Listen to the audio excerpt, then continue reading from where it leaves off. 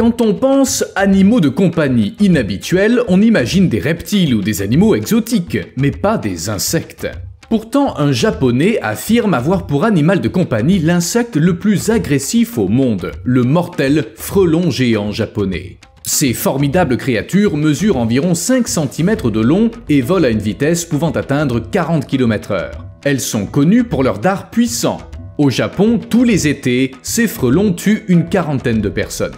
En effet, ces insectes gros et agressifs possèdent un dard de 6 mm. Grâce à lui, ils injectent un venin qui cible le système nerveux et endommage les tissus de la victime. Leurs piqûres peuvent déclencher de graves réactions chez les personnes allergiques et même chez celles qui ne le sont pas. Une dose importante peut entraîner une insuffisance rénale fatale. En d'autres termes, quelques piqûres peuvent causer la mort, même d'une personne en parfaite santé. Ce taux de mortalité élevé fait de ces frelons le deuxième animal le plus meurtrier du Japon. Qui occupe la première place? Les humains. C'est dire à quel point le problème est sérieux. Néanmoins, sur les réseaux sociaux, un homme affirme avoir réussi à dresser un frelon au point de pouvoir l'emmener en balade à l'aide d'un harnais. L'homme explique qu'il a attrapé le frelon à l'aide d'un filet et qu'il a ensuite utilisé une pince à épiler pour retirer le dard et les glandes à venin. À ce stade, vous devez vous dire « Quoi ?» Il a ensuite attaché un mince fil de plomb au thorax de l'insecte et maintenant le frelon inoffensif le suit partout. Enfin, inoffensif, le propriétaire mentionne que l'animal le mord parfois, mais que ce n'est pas très douloureux. Mais certains pensent qu'il s'agit d'une farce et que le frelon, vu sur les nombreuses photos, est en fait mort. Ils n'ont pas tort, car une créature aussi féroce ne deviendrait pas apathique après avoir perdu son dard. L'ablation du dard est une procédure invasive dispensable, de même que d'autres opérations courantes, comme la coupe des oreilles et la stérilisation. Vous savez sûrement qu'on coupe les ailes de certains oiseaux en captivité. Je parle bien de leur couper les plumes et non les os, ce qui les empêche temporairement de voler. Les plumes repoussent naturellement après la mue et les oiseaux peuvent alors avoir besoin d'une nouvelle coupe. Cette procédure est couramment pratiquée par les vétérinaires, les éleveurs et les propriétaires d'oiseaux. Ça consiste à raccourcir les ailes des oiseaux de compagnie, comme certaines espèces de perroquets ainsi que des poules. Mais quelle que soit la technique utilisée, elle peut avoir des effets néfastes, notamment un risque de chute, une augmentation du stress et des changements de comportement. Imaginez qu'on vous retire votre capacité à marcher correctement, ça vous ferait sans doute pas plaisir. Lorsqu'un oiseau dont les ailes ont été coupées mue, ses nouvelles plumes, appelées plumes de sang, sont exposées. Ces plumes spéciales sont différentes des plumes ordinaires car le sang circule à l'intérieur. Si on endommage l'une de ces plumes lors de la coupe, elle risque de saigner abondamment. Certains pensent que le fait de couper les ailes d'un oiseau permet de lui éviter des accidents, comme de percuter un ventilateur de plafond ou une fenêtre, mais la plupart des vétérinaires sont opposés à cette pratique. Une autre procédure à laquelle les oiseaux sont soumis est l'épointage du bec. Elle est souvent pratiquée dans les zoos et les centres de réhabilitation. Cette pratique vise à empêcher les oiseaux de se donner des coups de bec, ce qui peut entraîner blessures, cannibalisme, voire la mort. Raccourcir le bec est considéré comme une solution sûre. Cependant, des irresponsables taillent le bec des oiseaux sauvages pour en faire des animaux de compagnie. Or, l'épointage est souvent effectué sans anesthésie, ce qui peut entraîner stress et douleurs aiguës aussi bien que chroniques.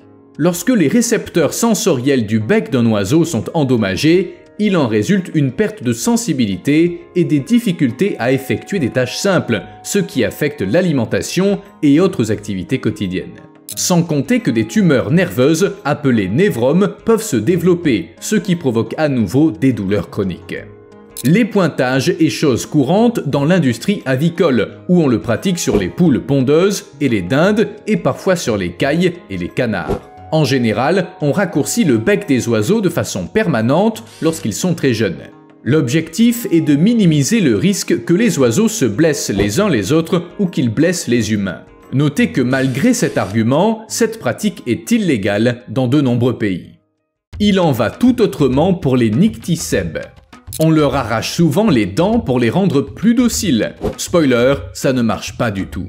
Les nycticèbes sont des animaux de compagnie exotiques populaires et ils sont prisés des touristes en raison de leurs grands yeux adorables. La demande ne se limite pas à leur pays d'origine, mais s'étend également à des pays plus lointains. Ce qui est surprenant, c'est que malgré ça, les nycticèbes sont les seuls primates venimeux au monde, et leurs morsures peuvent donc être très douloureuses.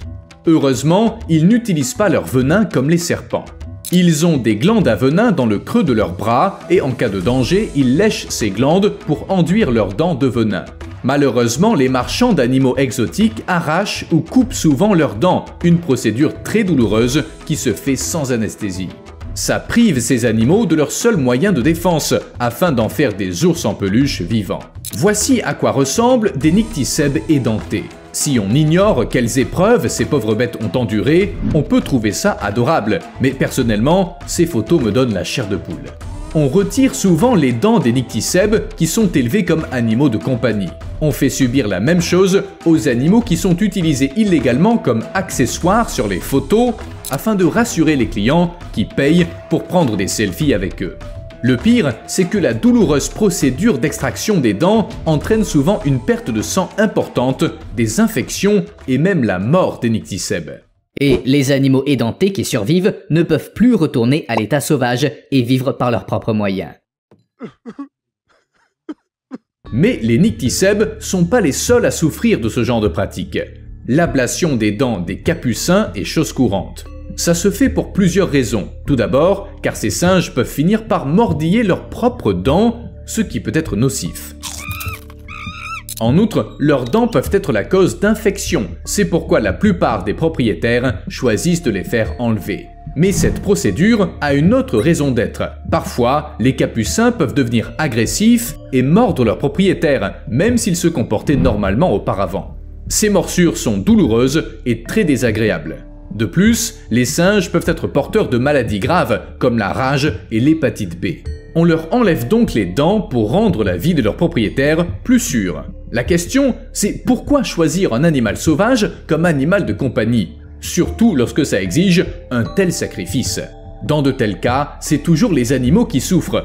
Les autorités cambodgiennes ont saisi un lion de compagnie dépourvu de dents et de griffes pesant 70 kg qui était apparu dans une vidéo TikTok. Cet animal était détenu illégalement dans une résidence de Phnom Penh. Il avait été importé par un ressortissant chinois à des fins d'élevage. Un examen approfondi a révélé que le lion n'avait plus de griffes et qu'il avait été mutilé, apparemment pour des raisons de sécurité. Naturellement, dans cet état, il ne pouvait pas mener une vie normale et heureuse. Mais il a eu de la chance, car il a été confisqué et transféré au centre de secours pour animaux sauvages. Malheureusement, il ne pourra pas retrouver la nature, ni même vivre dans un zoo ou une réserve, car l'absence de crocs et de griffes l'empêcherait de se défendre contre les autres lions. Cependant, l'ablation des griffes va au-delà de la cruauté, et c'est un problème qui concerne tous les félins. Le dégriffage consiste à enlever la troisième phalange de chaque doigt. Les chats marchent sur leurs orteils, de sorte que l'ablation d'un orteil les oblige à peser de tout leur poids sur des os et des muscles qui ne sont pas adaptés à cet usage. Ça entraîne un risque accru d'arthrite, car ils fatiguent leurs pattes. Quant à l'ablation des canines, il n'y a pas grand-chose à expliquer. Enfin, si les crocs ne sont pas enlevés, ils risquent de s'émousser, ce qui n'est pas génial non plus. Les dents peuvent s'user et se carier, ce qui entraîne toutes sortes de problèmes. On transforme même les serpents en animaux de compagnie adaptés. Le terme vénomoïde désigne un serpent venimeux ayant subi une intervention chirurgicale pour l'empêcher de produire du venin. Cette procédure est appliquée aux serpents de compagnie ou utilisée dans des spectacles afin de garantir la sécurité des personnes. Malheureusement, on ne se préoccupe guère des serpents eux-mêmes. Le processus consiste à retirer les glandes à venin ou les crocs, mais le retrait des crocs est moins courant car les dents des serpents repoussent. Notez qu'il n'est pas possible d'enlever entièrement l'os de la mâchoire car ça serait fatal aux serpents. La plupart des interventions consistent donc à retirer les glandes à venin ou à rompre la connexion entre les glandes et les crocs. En termes simples, l'objectif est d'empêcher le venin d'atteindre la victime en cas de morsure. Dans certains pays, cette procédure est contraire à la loi et elle ne change pas le statut d'un serpent venimeux aux yeux de la loi. Au fait, vous vous souvenez de ce que j'ai dit à propos du fait de couper les ailes et du fait que ça n'affecte pas les os? Malheureusement, une autre pratique consiste à retirer l'articulation de l'aile de l'oiseau qui est la plus éloignée de son corps. Ça se fait pour la même raison et c'est une pratique courante sur les oiseaux aquatiques, les oiseaux domestiques et, croyez-le ou non, les perroquets. L'ablation de cette articulation met un terme à la croissance des plumes, rendant l'oiseau incapable de générer la poussée nécessaire au vol. C'est comme si l'on vous coupait la main au niveau du poignet. Oui, c'est charmant. Regardez, l'aile droite de cet oiseau a été opérée alors que l'aile gauche ne l'a pas été. Mais ça suffit à l'empêcher de voler à cause du déséquilibre. En dehors du fait que ça empêche les oiseaux de voler, la procédure n'a pas de conséquences durables si elle est effectuée correctement et à un âge précoce. Toutefois, cette question fait l'objet d'un débat de plus en plus vif. Par exemple, on sait que la procédure peut être très douloureuse, les oiseaux ne sont pas anesthésiés. Et il est prouvé que ça peut entraîner une sensation de membre fantôme, semblable à celle que ressentent certaines personnes après une amputation. Dans de nombreux pays, des règles strictes l'encadrent, seuls des experts qualifiés peuvent l'effectuer et elle n'est autorisée que sur des oiseaux très jeunes. Ce que je trouve incroyable, c'est le fait que certains privent les oiseaux de leur voix. C'est absurde. Parfois, tout ce que veulent les gens, c'est des oiseaux qui aient fière allure. Leurs cris et leurs chants les dérangent, ce qui les amène à envisager une procédure bien spéciale. Cette procédure, aussi complexe que risquée, consiste à retirer la voix d'un oiseau. Contrairement aux mammifères, les oiseaux n'ont pas de corde vocale, ils émettent des sons grâce aux vibrations de l'air dans leur poitrine. Par conséquent, il est presque impossible de supprimer la voix d'un oiseau sans mettre sa vie en danger. Mais les amateurs d'animaux exotiques sont pas les seuls à en faire usage, c'est aussi pratiqué sur les coqs. Malheureusement, les statistiques sont terrifiantes. Entre 70 et 80% des coqs soumis à cette opération ne survivent pas. Ils meurent victimes d'infections ou d'une obstruction des voies respiratoires. Seule une petite fraction, 20 à 30%, s'en sort. Mais alors, pourquoi ça a lieu ? C'est simple, la plupart des propriétaires ignorent les risques. On leur promet simplement que leurs oiseaux seront moins bruyants. Après ça, l'ablation des glandes odoriférantes des moufettes semble beaucoup moins délirante. On retire les glandes des moufettes de compagnie afin de s'assurer qu'elles ne causent aucune gêne à leurs propriétaires. Cette procédure est controversée car certains craignent qu'elle ne prive les moufettes d'un moyen de défense essentiel. Même s'il n'y a pas de menace autour de la maison, si une moufette s'aventure à l'extérieur et est attaquée, elle n'aura aucun moyen de se protéger. Dans la nature, une telle moufette n'aurait aucune chance et elle pourrait mourir à tout moment. Pas facile de posséder un animal de compagnie. Les animaux sauvages doivent rester dans la nature, ils ne doivent pas devenir des animaux de compagnie, avant tout car les gens ne peuvent pas en prendre soin correctement.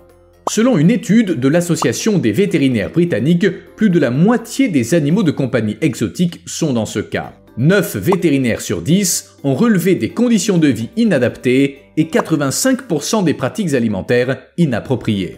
Le plus inquiétant est peut-être que 62% des vétérinaires ont déclaré que ces animaux souffrent souvent de douleurs, de blessures et de maladies en raison d'un manque de soins.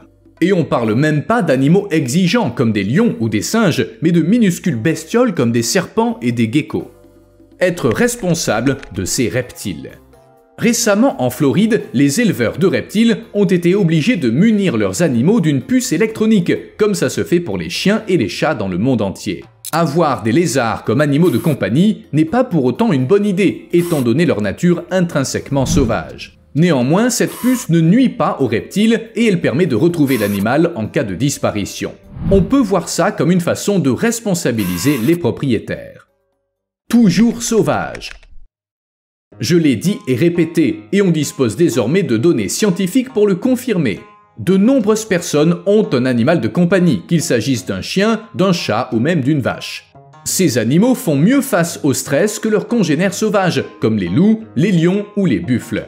Par conséquent, nos animaux de compagnie sont beaucoup moins susceptibles de nuire à l'homme, contrairement à leurs homologues sauvages. Ils ne sont pas du tout enclins à attaquer. Les animaux sauvages, eux, peuvent attaquer et ils n'hésitent pas à le faire. Et on ne peut pas le leur reprocher. Depuis des milliers d'années, les animaux domestiques ont été élevés à dessein pour bien s'entendre avec nous. En d'autres termes, on a passé des milliers d'années à leur apprendre à vivre en paix et en sécurité avec nous. Les animaux sauvages n'ont pas suivi le même chemin évolutif, ils ne peuvent pas se comporter de la même manière. Même adoptés à un jeune âge ou ayant grandi parmi des humains pendant des générations au point de sembler apprivoisés, ils conservent leurs instincts et ils réagissent au stress comme des animaux sauvages. C'est comme ça que fonctionne la nature. À plus.